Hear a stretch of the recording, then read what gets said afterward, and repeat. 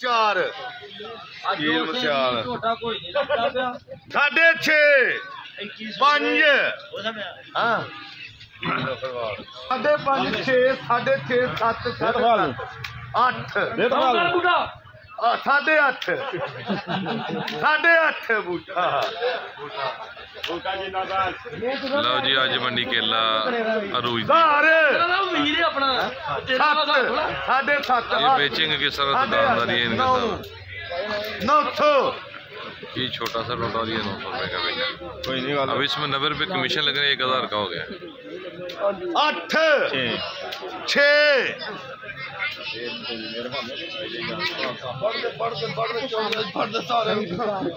साढ़े 6 साढ़े 5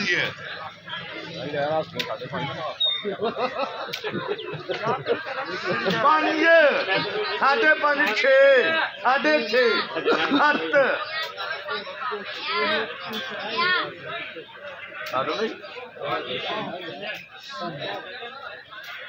साढ़े 6 इधर बैठना